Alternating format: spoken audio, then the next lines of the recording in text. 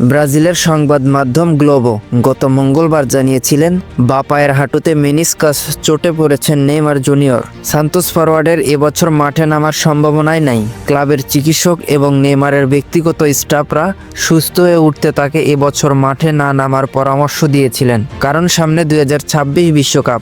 Neymar 2 বছরের বেশি সময় হলো ব্রাজিল জাতীয় দলের বাইরে। এ পরিস্থিতিতে তাকে নিয়ে কেউ অতিরিক্ত ঝুঁকি নিতে চাননি, কিন্তু সবাইকে অবাক করে ব্রাজিলিয়ান সিরিয়াতে আজ সান্তোসের হয়ে মাঠে নামেন নেইমার। স্পোর্টের বিপক্ষে সান্তোসের 3-0 গোলের জয়ে একটি গোল করার পাশাপাশি সতীর্থকে দিয়েও গোল করিয়েছেন এই ব্রাজিলিয়ান ফরওয়ার্ড। জয়ের পর চোট নিয়ে খেলার ব্যাখ্যা দেন নেইমার জুনিয়র। সান্তোসকে ব্রাজিলিয়ান সিরিয়াতে টিকে থাকতে সাহায্য করতে মাঠে নেমেছেন বলে জানান। তিনি বলেন, চোটটি দুঃখজনক ও বিরক্তিকর, কিন্তু আমাকে কিছু করা থেকে এটা আটকাতে পারবে না। এ কারণেই খেলেছি।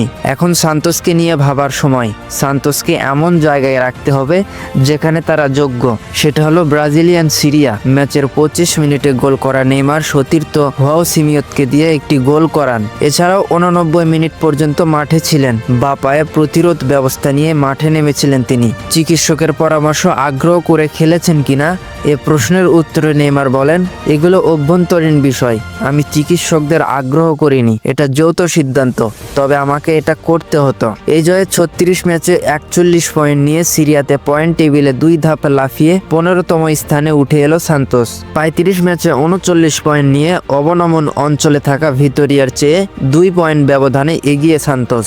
সিরিয়াতে আর 2 ম্যাচ খেলবে ক্লাবটি।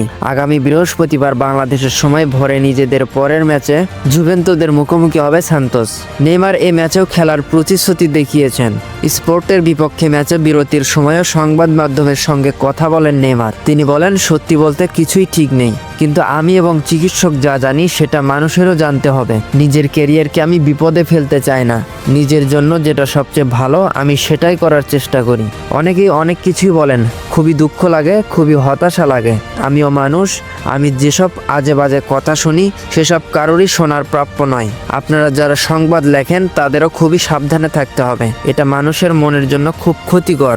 বাংলাদেশ সময় গত 20 নভেম্বর সকালে ব্রাজিলিয়ান সিরিয়াতে মিরাসলের বিপক্ষে সান্তোসের 1-1 ড্র ম্যাচে বাঁ হাঁটুতে অস্বস্তি অনুভব করেন নেইমার। পরের ম্যাচে তাকে বিশ্রাম দেওয়া হয়। এরপর সাও পাওলোর পরীক্ষার মাধ্যমে জানা যায় বাঁ হাঁটুতে চোট পেয়েছেন নেইমার।